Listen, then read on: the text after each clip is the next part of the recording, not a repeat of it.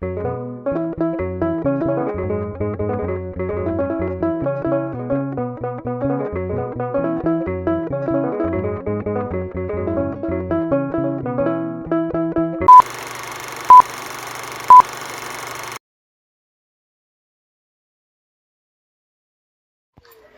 ወንድማችን እንግዲህ አንዳንድ ቀን እንግዲህ ቀን ሲጥል ይባላል። በእኛ ቤተክርስቲያን ተርጓሚ ምን ይባላል መሰለ? ቀን የማይጥለው የፊደል ሰረገላ የማያሰናክለው ጠጅ የማያሰክረው የለም ይላሉ። ጠጅም ከጠጡት ያሰክራል፣ የፊደል ሰረገላም የማያሰናክለው የለም። የፈለከውን አንባቢ ብትለው ፊደላት ያሰናክላሉ ፊደላት። ጠጅም ደግሞ እኔ ምንም በፍጹም ቢል ሰው ብሎ መቼም ከጠጣ መስከሩ አይቀርምና ቀን ጥሎ ሰው ይወድቃል። ዋናው ትልቁ ነገር ይፈቅድ እግዚአብሔር ሞቶ ለሀጥ አላ ግባቱ ወተመይጦቱ ሀቢሁ ነው የሚል መጽሐፍና ምን ማለት ነው በአማርኛ? እግዚአብሔር የሰው ልጅ ሞቱን ጥፋቱን አይወድም ወደ ራሱ መመለሱን ነው እንጂ ተብሏል። እና ዋናው ትልቁ መመለስህ ነው። ሁላችንም ደስ ብሎናል።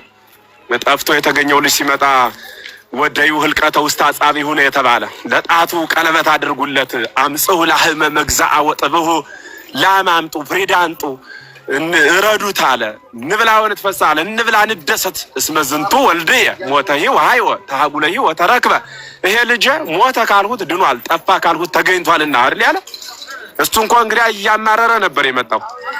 አባቴን ምን እለዋለሁ አለ። እንዲያውም መላ ፈጥሮ ነበር። ወእብሎ ለአቡየ አባ አበስኩ በሰማይኒ ወበቅድሜከኒ ወኢዝየሰን ኢይደለወኒ ሰማይ ወልደከ አላ ረሴኒ ከመ አሐዱ ማግብርቲከ ብሎ ነበር። እሱ እንደ ባሮች ቁጠረኝ እንጂ እዚህ በኋላ እኔ ልጅ ልባል አይገበኝም ብሎ ነበር።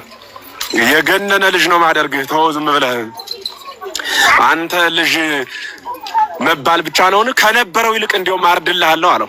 ያኛው ከቤት ሲኖር ያልታረደለት በሚመጣው ታርዶለታልና እግዚአብሔር እድሜ ሰጥቶ ወደዚህ ስላመጣህ እጅጉን ሁላችንም ደስ ብሎናልና አንዳንዶቹ ትናንት እዚያ ነበር ዛሬ እንደዚህ ነበር ምናምን እንደዚያ ይሄ ትክክል አይደለም። በነገራችን ላይ ለኢጅበጉ ወኢጃበጉ ይላል መጽሐፍ። ማይገቡ ማያስገቡ ሰዎች አሉ። በሩ ላይ ቆመው ክርስቶስ ዘበኛ የወከላቸው የሚመስሉ ማለት ነው። ምን ብታረግ መጣ፣ ለምን እንዲህ ትላለህ፣ ለምን እንዲያ ትላለህ የሚሉ ይሄ በቁም ማበድ ነው።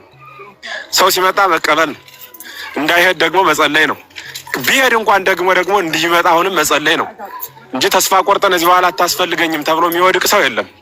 የእንጨት እንጂ የሰው ጠማማ የለውም። በቃለ እግዚአብሔር የማይስተካከል ስለሌለ ማለት ነውና ደሜ ሰበር ነው እንግዲህ የገባን ዝም ብለን አሁን መድረኩን ለባለቤቱ ለዓለመንፈስ እጅግ በጣም ድንቅ ምክር ድንቅ ትምህርት ነው ያስተማሩልን። በእውነት ቃሉት ያሰማልን። እኔ አውቃለሁ አሁን እርሶ እንዳሉት አሁን ላይ ስለ ዮኒ ማኛ የእውነት ብዙዎች ልባቸው አላረፈም። ዛሬ ግን በእሱ የተነሳ ወደዚህ ቅድስት ተዋሕዶ ቤተሰብ ስንቶች እየጎረፉ እያለ እየሰማችሁ ነው። እና እኔ የሚገርም ቃል ነው የተናገሩት። በር ላይ ቆሞ ወይ አይገባ ወይ አያስገባ ያሉት ቃል አሜዚንግ እውነት ነው በጣም። እና ዮኒዬ በርታ ወንድማችን፣ የእውነት አምናለሁ አውቃለሁ የምትወዳት የእናት አምላክ ለአንተን ትልቅ ደረጃ ላይ እንደሚያደርስ አውቃለሁ። ያቺ ደግሞ ከነስሟ ቅድስት ድንግል ማርያምን ከነስሟ የምጠራውን ወዘና ራሱ ስጠራው ግርማ ሞገስ ራሱ አፍ ላይ የሚወጣው አክሰንት የሚገርም ነው። እና በርታ ወንድማችን፣ እግዚአብሔር በዚህ ዘመን አሳይቶ ምን ይላል መሰለህ መጽሐፍ ቅዱስ ላይ ምንድነው እግዚአብሔር ወደ ምድረ በዳ ይልካል። ከዛስ ምን ይላል? እቺ ውዷን ተደግፋ ከምድረ በዳ የምትወጣ ማናት የሚል ቃል አለ ምሳሌ ላይ። ውዷን ተደግፋ ከምድረ በዳ የምትወጣ ማናት? አሁን አንተ ውድን ተደግፈ ነው ከምድረ በዳ የወጣው። ምድረ በዳ የነበርከው ከዛ ውስጥ ወጥተሃል። ስለዚህ እግዚአብሔር ደግሞ የሚጠቀምብህ ብዙ ነገሮች አሉ። እግዚአብሔር ይህንን ደግሞ እንደሚያደርግ አይስዌር አምናለሁ። ለምን 1 ሰዓት የሚገባውንም 11 ሰዓት የገባውንም ስራ የሚከፍል ራሱ ባለቤቱ ነው። እኔ ከፍላለሁ።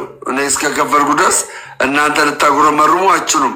ገንዘቡ የሚወጣው ከኔ ነው ያለ ጌታ አለ እና ለጢሞቴዎስም ጳውሎስ ማንም ታናሽነትን አይናቅ ብሎታል። በርታ ወንድሜ፣ ጠይቅ። እዚህ እኛ ቤትም ጥያቄ ካለ ጠይቅ። አንተ በምጠይቀው ጥያቄ ብዙዎች ይማራሉ፣ ብዙዎች ብዙ እውቀት ይጨብጣሉ። ብዙዎች የእውነት ነው የምልህ። እኔ አሁን ቅድም መርቴ እያለች ነበር ጣዖት ይመለካል ቤተክርስቲያን ላይ ምን ይባል ነበር። እኔም እያለሁ እንደዛ ይባል ነበር። ቀጥታ ነው የገባሁት። ጴንጤ ሆኜ ለመጀመሪያ ጊዜ ገብቼ ለጣዖት ነው ለአምላክ ነው የምሰግደው ብዬ ገብቼ ሰግጃለሁ። ጴንጤ ሆኜ ዮኒ እማምላክ ምስክር ነጠላ ገዝቼ ጴንጤ ሆኜ ዓርብ ቀን የስግደት ቀን ታስታውሳላችሁ ቤተሰብ? ዓርብ ቀን የስግደት ቀን ለነገሩ ልቤ እንዳለ ኦርቶዶክስ ውስጥ ነው የዛኔ ሙሉ ለሙሉ ማለት ነው። እና ውሸት መሆኑን አረጋገጥኩ የዛኔ ውሸት መሆኑን በቃ ውሸት እንደሆነ ለጣዖት እንደማይመለክ የሚመለከው ለእግዚአብሔር ለአምላካችን እንደሆነ ገባ። እግዚአብሔር አምላካችን ከእስራታችን ከበደላችን ከኃጢአታችን ከተለያየ ነገር አላቆን ጉልበታችንን አይቶ ምሕረቱን እንዲያበዛልን ገባ። በምሕረቱ እንዲያበዛልን ስግደትን ነው የሚያቀርበው። እና አማልክት ምናምን የምትሉ ሰዎች በኢትዮጵያ ኦርቶዶክስ ተዋሕዶ ቤተክርስቲያን ውስጥ አማልክት የለም። አማልክት አለ ብላችሁ እንኳን ብታስቡ እሰባብረዋለሁ። ሲጀመር የለም ሲጀመር አለ የምትል እንኳን ከሆንክ ሄጄ እሰባብረዋለሁ። ሲጀመር የሆነ ነገር ልበል እኔ ትንሽ ምንድን ነው አሁን የብዙዎቹን አይነት እዚህ ጋር ኦርቶዶክስ ጋር አይደለም አይኑ ችግር ያለው እዛ ምን አለ መሰለህ፣ አሁንም እንዳልኩ አንድ ክርስቶስን ነው የምናምነው ይላሉ። አንዱ ቅድምም ብየዋለሁ፣ አሁንም ደግመዋለሁ። ታዲያ ልዩነት ለምን መጣ? for what reason? እሱን መመለስ የማይችል ሰው አይኑን ማብራት ይችላል። በኢየሱስ ክርስቶስ እምነት ከተከፋፈልክ ከክርስቶስ አይደለህም። ተግባባን? ይሄንን ነው እነሱ ፎከስ አድርገህ መጠየቅ ያለብህ ሁልጊዜም። አሁን ለምሳሌ ታስታውስ እንደሆነ እናንተ እዛ ቦታ ላይ ብዙ ጊዜ አትጠይቅም እንጂ ኤፍሬም ቃል ምናምን ሲሰባሰቡ እምነታቸው የተለያየ ነው። እዛው ለምን አትጠይቃቸውም? ለምንድን ነው ለሁሉም አንተ መልስ የምትሰጠው?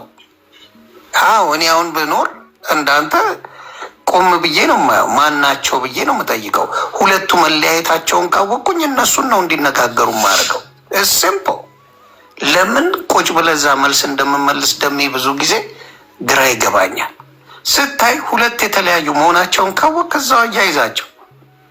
ቆይ ከኔ ጋር ከማውራታችሁ በፊት አንተ ይህንን ነው የምታምነው፣ አንተ ይህንን ነው የምታምነው፣ ክላሽ አያደርግም ወይ? እዛ ይጀምሩታል ራሳቸው። ከዛ አንተ አዳማጭ ትሆናለህ። ከዛ በሚነጋገሩት በሳቱት ላይ አንተ መልስ ትሰጣለህ። አይ ሁለታችሁም ስህተት ነው ያላችሁት፣ ይሄ መጽሐፍ ቅዱስ የሚለው እንዲህ ነው ብለህ በትክክሉ መናገር ነው እንጂ ሁለቱም ያም ሲጠይቅ ይህም ሲጠይቅ እንዴት እሺ ትላለህ? እንደ ይገር ቢስማርት።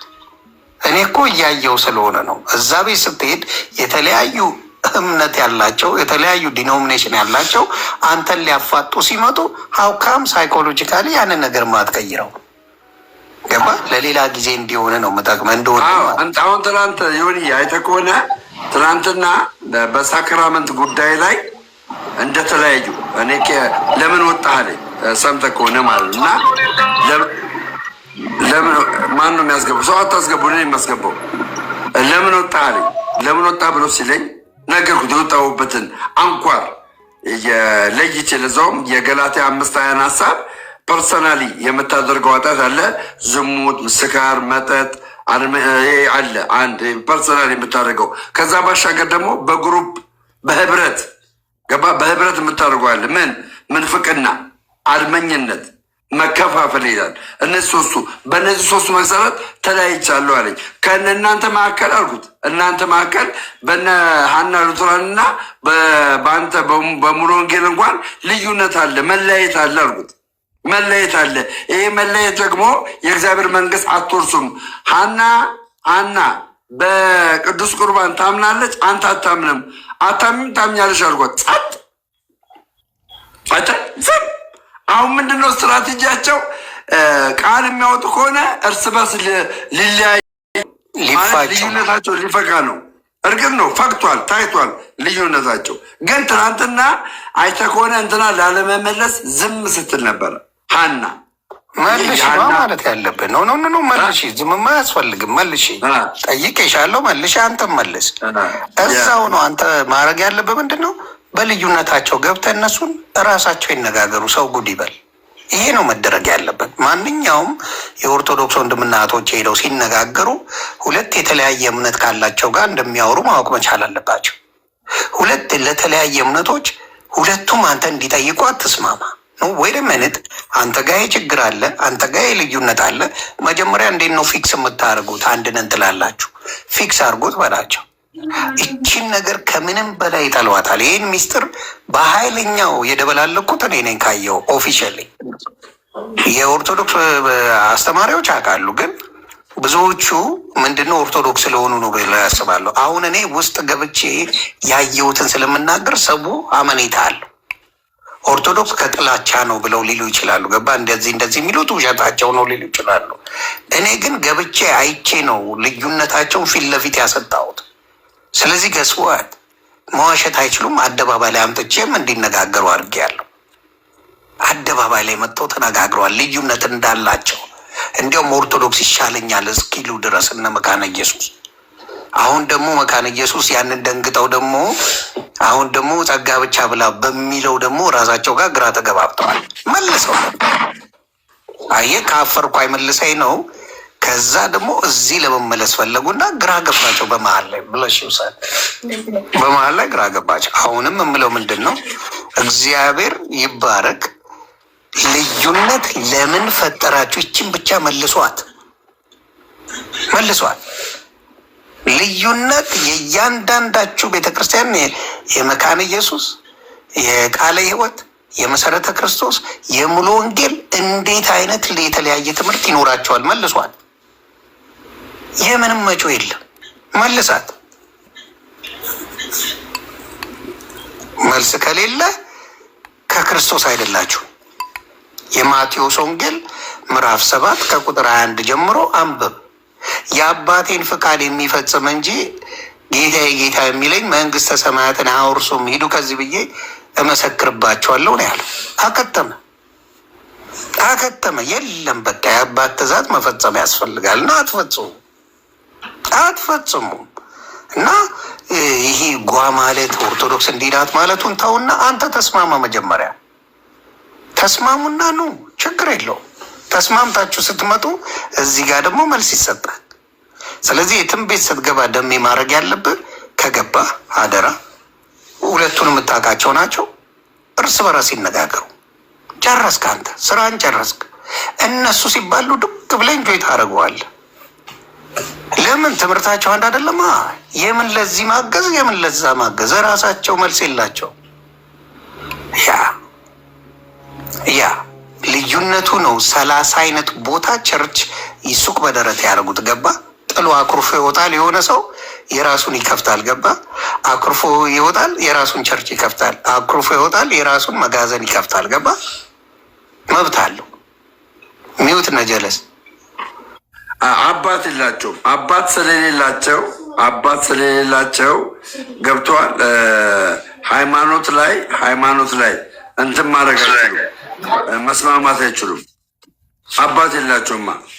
ገባ? አባት የላቸውም። ስለዚህ አባት ስለሌላቸው አባት ለግኛውን አባት አለን። ገብቷል? እኛ አባት አለን፣ ብናጠፋ የሚመክረን፣ ብንገስጽ የሚመክረን፣ የሚመልሰን። ገባ? ያቺ አባት እንግዲህ ቤተክርስቲያን በአባት ከተመራች አስብ እንግዲህ ማንም ሰው በማን ጥላ ስር ነው ያለው? በቤተክርስቲያን ጥላ ስር ነው ያለው። ማናችንም እዛ ግን ነገር እውነተኛ ነገር ልንገርህ፣ ያኮረፈ ጴንጤ ወይ ነብይ ይሆናል ወይ ሐዋርያ ይሆናል። ለዚህ እኮ ነው አባት የምልህ እኮ ለዚህ እኮ ነው አባት የምልህ ለዚህ ነው። አባት ያስፈልጋል። አባት የላችሁም። ብዙ ሞግዚቶች አሏችሁ አለ ጳውሎስ። እኔ ግን ለእናንተ አባታችሁ ነኝ አለ። ትክክል። አንድ አባት ያስፈልጋል። አንድ አባት፣ አንድ ሲኖዶስ ያስፈልጋል። ይኸው ቼኑ ደስ ሲል ከአዲስ አበባ ያለው የቤተክርስቲያን መዋቅር ጅጅጋ ብትሄድ አንድ ነው። እቺም በደንብ አልሰማኝም። ደግመህ ስማ እስቲ ደሜ። ያኮረፈ ጴንጤ ወይ ነቢይ ወይ ሐዋርያ ይሆናል። ይህ ማለት ምን ማለት ነው? እያቸው የራሱን ሱቅ በደረቴ ከፍቶ ሐዋርያ ነኝ ነቢይ ነኝ ብሎ ይመጣል። አለቀ። አባት የለውም ማለት እኮ ነው። አባቢ እየነገርኩ ያሉት እኮ እሱን እኮ ነው የምልህ። እዚህ ጋር ግን ከቤተክርስቲያን ግን ልውጣ ብትል ከቤተክርስቲያን አሁን ከኦርቶዶክስ ተዋሕዶ ወጥተህ የራስን ምንም ነገር መመስረት አትችልም። ትንሽዬ ኪዳነ ምሕረት ብለህ መመስረት አትችልም። በቃ አደገ። መንፈቃት ትወገዛለች። እንደዚያ ብቻ ሳይሆን እንኳን አሁን ዮኒ እንዳልከው አበላልጦ አለያም ደግሞ ከሆነ ሰው ጋር ተጋጭቻለሁና ብሎ የግል ቤተክርስቲያን መክፈት ይቅርና ቤተክርስቲያን መንገዱ ራቀኝ፣ ተራራ ሆነብኝ፣ ቁልቁለት ሆነብኝ ብሎ ቤተክርስቲያን ለመመስረት የሚፈልግ የምዕመናን የቁጥር ብዛት ራሱን የቻለ መሰረታዊ ልኬት አለው። ቤተክርስቲያን ለመመስረት ቤተክርስቲያኑ ከተከፈለ በኋላ የሚያገለግሉ ካህናት ምን ያህል እንደሆኑ፣ ዲያቆናት ምን ያህል እንደሆኑ ሊቀ ጳጳሱ ዳታ ይይዛል። ይሄ በስርዓት ተይዞ ከዚያ በኋላ በሊቀ ጳጳሱ ፈቃድ የዚህ ቤተክርስቲያን ካህናት ጥንት ከነበሩበት ቤተክርስቲያን እየሄዱ እንዲቀድሱ፣ ጥንት የነበሩት ካህናት ከአዲሱ ቤተክርስቲያን እየመጡ እንዲቀድሱ፣ ከአዲሱ ቤተክርስቲያን እየመጡ እንዲቀድሱ ስርዓት ተሰርቶ ሕግ ተደንግጎ ሊቀ ጳጳሱ ተገኝቶ እንዲባርክ፣ ባይገኝ እንኳን ሊቀ ጳጳሱ የሚባርከው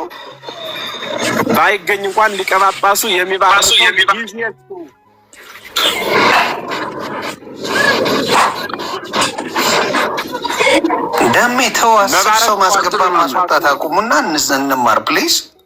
አታስገቡ እስኪ ሰው ጋይስ እባካችሁ። የአንተ ሞዴሬተሮች መንገደኛ ሁላ ነው የሚያስገቡት። በጌታ ውይ ደግሞ አታስገቡ። በቃ የተከበሩ አባት አሉ እዚህ ጋር ነው። እባካችሁ ሞዴሬተር ለምን አታነሳም? አንተ መንገደኛ ሁላ ሞዴሬተር ሰጠህ። በቃ ተው አሁን አታስገቡ። በቃ አታስገቡ። ቀጥሉ መምህር። መልካም አማን ሚውት አድርጉ መደማመጥ እንድንችል። እሺ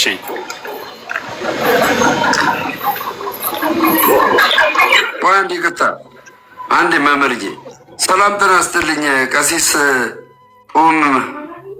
እንዴት ኖት? ክህነት ካሉት ይፍቱን ይባርኩን። እሺ ይቅርታ ረበሽኩኝ። እግዚአብሔር ይፍታ፣ እግዚአብሔር ይባርክ፣ መላከ እግዚአብሔር ይጠብቅህ። ክቡር አባታችን የኔታ ኤፍሬም እንዴት ውለዋል? እንዴት አሉልኝ?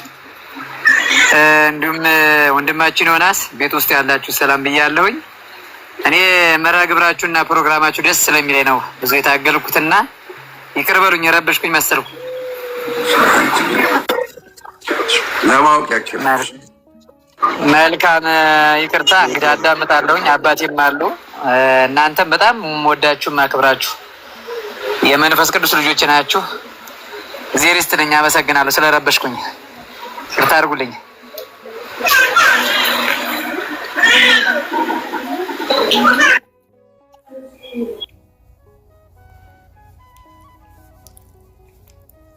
መልካም ቀሲስ ሰላም ብለናል። እኛም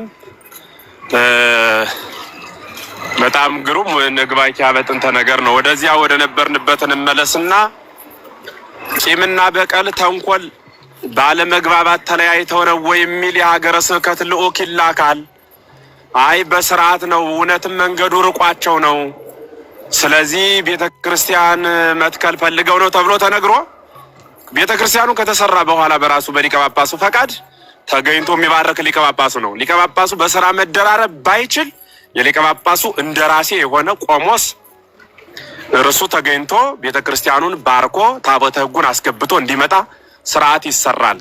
በዚያ መልክ ነው የሚከወነው። ከዚያ በኋላ እመቤታችን ወይም ደግሞ ተክለ ሃይማኖት ወይ ቅዱስ ጊዮርጊስ ከነበረ ያ ተገንጥለውበት የመጡት ራቀን ብለው ጥለውት የመጡት ቤተክርስቲያን እየተመላለሱ ከዚያ ቤተክርስቲያን በዓሉን እያከበሩ ዝክሩን እየዘከሩ እንዲኖሩ ነው የሚደረገው።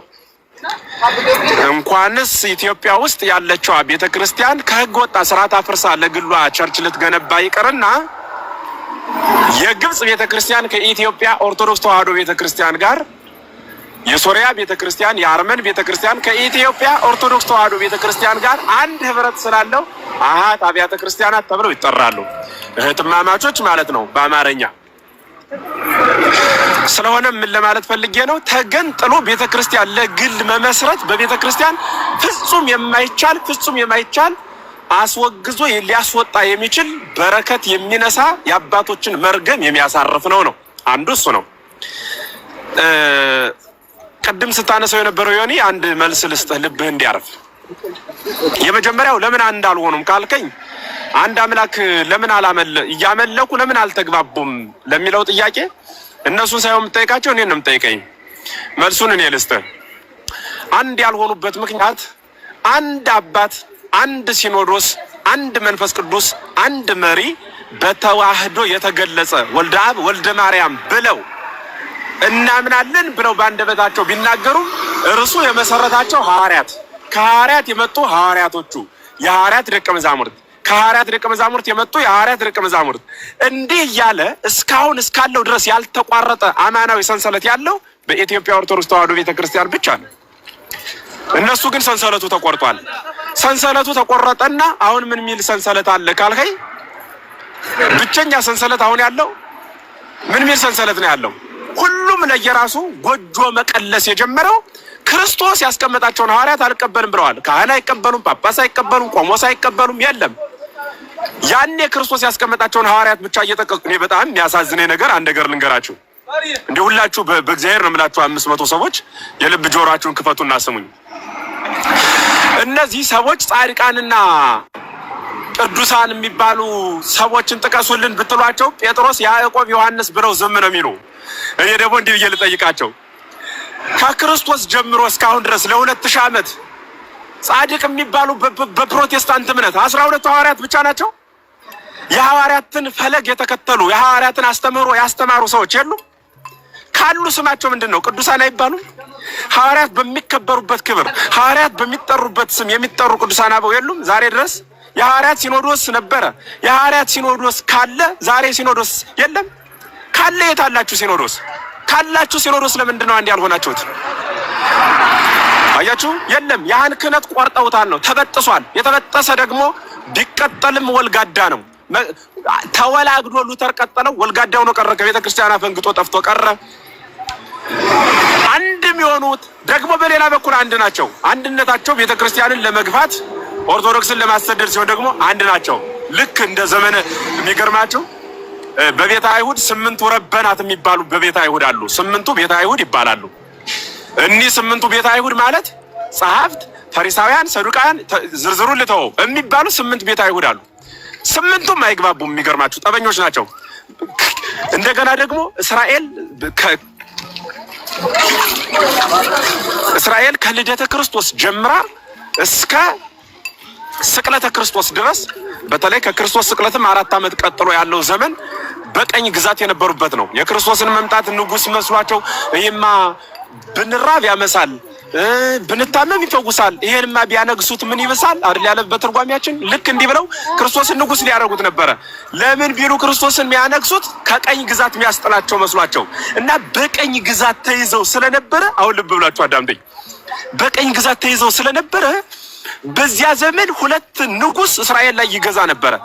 አንደኛው ትንሹ ንጉስ ሆኖ ሄሮድስ ነግሶ ይንቀሳቀሳል።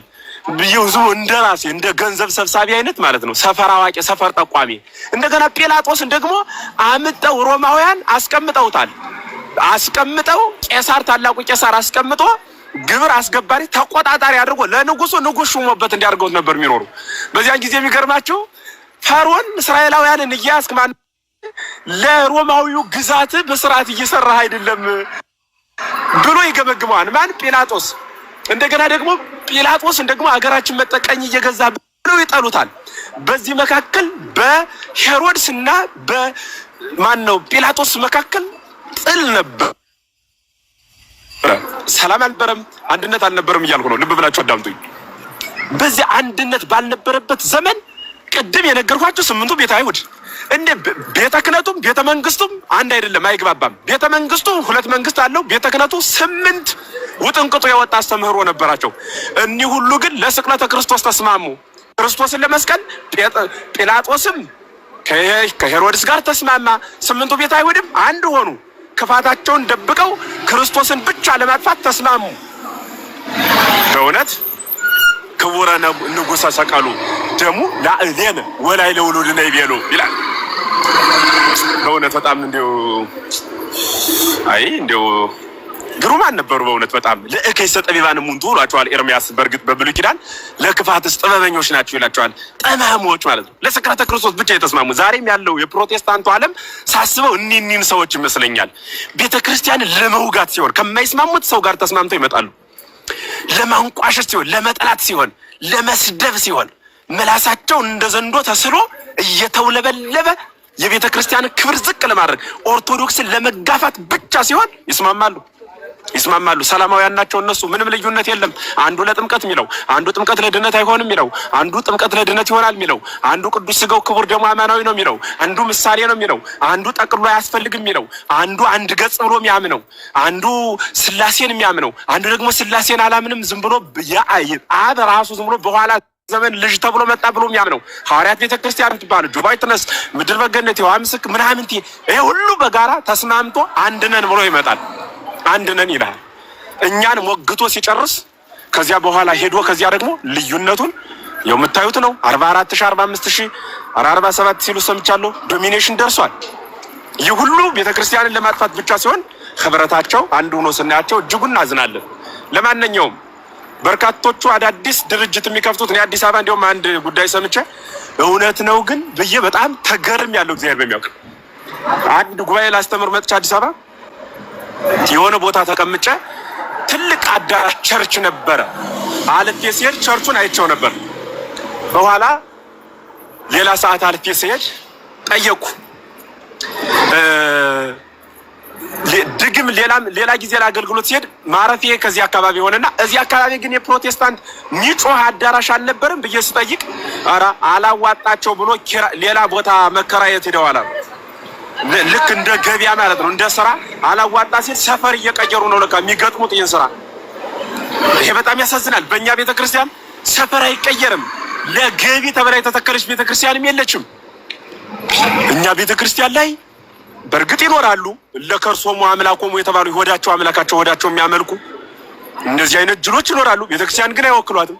የኛ ቤተክርስቲያን ላይ ገንዘብ የሚፈለገው ለአገልግሎት ነው እንጂ አገልግሎታችን ለገንዘብ አይደለም። ገንዘብ ለማግኘት አናገለግልም። ለአገልግሎቱ ብለን ገንዘቡ እንፈልገዋለን እንጂ ለገንዘቡ ብለን አይደለም አገልግሎቱ የምናከናውነው። በቤተክርስቲያናችን ያለው ስርዓት ያ ነው። በዚያ በኩል አዳራሽ እየለወጡ እኛ ቤተክርስቲያን የሚገርማቸው በሆነ አደጋ ምክንያት እንኳን ቦታ ቢቀየር ያ ቤተክርስቲያን ግን መካነ መቃብር ስለሆነ የተከበረ ቦታ መካነ ቅዱሳን ስለሆነ ስጋው ደግሞ ስለተፈተተበት ተለቆ አይከድም፣ ይታጠራል። ባጥር በስርዓት መካነ መቃብር ሆኖ ይቀጥላል። እንዲሁ በአደጋ በችግር እንኳን ቦታው ለመልቀቅ ግድ ቢሆን እና በዚህ እንዲህ አይነት ናት ቤተክርስቲያን። እና ለንግድ ብለው በተደራጁ በጥቃቅን ግለሰቦች ከስንዱ እመቤት ከኦርቶዶክሳዊቷ ቤተክርስቲያን ወጣችሁ ራሳችሁን የምታታልሉ በፕሮቴስታንቱ ዓለም ያላችሁ እመኑኝ፣ በፎርጅድ መንጃ ፈቃድ የሚያሽከረክሩ ናቸው። እንኳን መንግስተ ሰማያት ሊያደርሷችሁ እኔ እንጃ። ለምን ትሸጎዳላችሁ? አዳራሽ ላይ ለምን ቃቃ? በእውነት ካርታ እንዴት ቁማር ለምን ትሸጎዳላችሁ? ለምን ቁማር እኮ ነው፣ ካርታ እኮ ነው። ቁጭ አድርጎ ዝም ብሎ የስም መረጃ እየሰበሰበ ስም ሲነግርህ ዝም ብሎ አሜን እያለ እንዴት ትደንሳለህ? ቁማህ አታስተውልም? እንዴት የት ነው የመጣ ይሄ ስም? የኔ እናቴን ስም እንዴት ዳታ ሰብስቦ ነው ወይስ እንዴት አወቀ አትሉም? እንዴት ለምን ይመስላችኋል? አዳራሽ ላይ ዘግተው ባለ አእምሮ ናችሁ፣ ግን ይሸጉዷችኋል። በእውነት ለታማሚ አዝነው ነው። መፈወስ ከፈለጉ ሆስፒታል አይሄዱ። በሚሊዮን የሚቆጠር ገንዘብ እያዋጣን አንዴ ወደ አውሮፓ፣ አንዴ ወደ ተለያዩ ሀገራት፣ አንዴ ወደ ህንድ ሰው አይላክም? እንደዚህ አይደለም እንዴት የሕክምና ስርዓቱ ሀገራችን ላይ? ለምንድን ነው ይሄን ያህል ወጪ እያወጣን ሰው እየተጨነቀ ለምኑለት፣ በኩላሊት ተይዟል፣ ለምኑለት እንዲሆኗል እየተባለ ሲጮህ ጣት የሚያበቅሉ ፈዋሾች ለምንድን ነው ጥቁር አንበሳ የማይገቡት?